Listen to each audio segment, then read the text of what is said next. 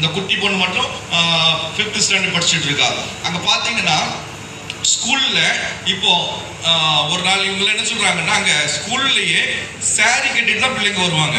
ஏன் அப்படின்னு கேட்டா அங்க உள்ள பிரின்சிபால் சொல்றாரு, எங்க கிளாஸ்ல எங்க ஸ்கூல்ல நிறைய பிள்ளைங்களுக்கு மேரேஜ் ஆயிட்டு கணவனும் மனைவியுமா தான் என்ன செய்றாங்க வராங்க. கணவர் 10ஆம் வகுப்பு படிச்சுட்டு இருப்பாரு, பொண்ணு மனைவி 8ஆம் வகுப்பு படிச்சுட்டு இருக்கும். இதுதான் அங்க உள்ள நிலைமை. அங்க உள்ள சமுதாயத்தின்படி மேரேஜ் ஆயிட்டா சாரி கட்டணும், இதுதான் வழக்கம். அப்படி இருக்கும்போது நாங்க அதை அனுமதிச்சிருக்கோம், சாரி கட்டணும்னு அனுமதிச்சிருக்கோம் அப்படின்றாரு. அப்போ நம்ம விசுவாசி நம்ம போய் என்ன சொல்றோம் உங்ககிட்ட, இது நீங்க இது வந்து கவர்மெண்ட்லயும் இந்த சின்ன வயசுல திருமணத்துக்கு அனுமதி கிடையாது, நாங்களும் அனுமதிக்க மாட்டோம். இந்த சமுதாயத்திலே ஒரு எழுப்புதலை ஒரு எழுச்சியை கொண்டு வரணும், இந்த சமுதாயத்தில் இருக்கிற இந்த பழக்கத்திலிருந்து விடுதலையை கொண்டு வரணும்னா நம்மளும் பாடுபட்டுறோம். அதை புரிய வச்சு அவங்க சொல்லி எங்க பிள்ளைங்க சாரி கட்ட மாட்டாங்க, சின்ன வயசுல நாங்க நிச்சயம் மாட்டோம், திருமணம் பண்ணுவதற்கு நாங்க அனுமதிக்க மாட்டோம், இவங்க சுடிதார் தான் போடுவாங்க அப்படின்றப்பறம் இவங்க இன்னைக்கு வரைக்கும் நம்ம பிள்ளைங்க சுடிதார் தான் போட்டு போறாங்க.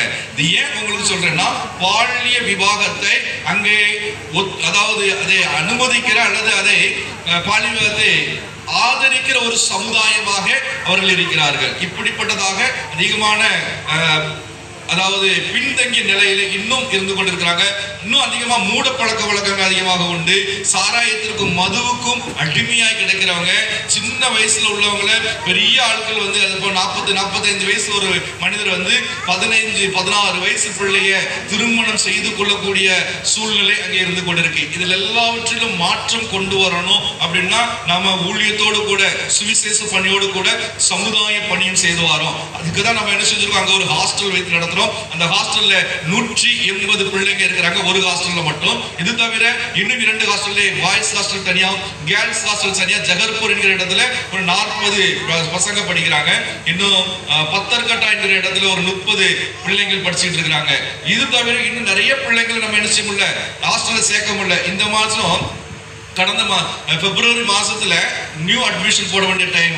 அப்ப பாத்தீங்கன்னா நம்மகிட்ட ஒரு 100கணக்கான பேரண்ட்ஸ் வந்து நிக்கிறாங்க, எங்களை இப்படியே எங்க பிள்ளையும் நீங்க சேர்த்துக்கிடுங்க அப்படின்னு சொல்லி. ஏன் அப்படின்னா நம்ம ஹாஸ்டல்ல உள்ள பிள்ளைங்களை பாக்குறாங்க, இவங்க தான் ஃபர்ஸ்ட் ஜெனரேஷன், இவங்க தான் படிச்சு வராங்க அந்த கிராமத்துல.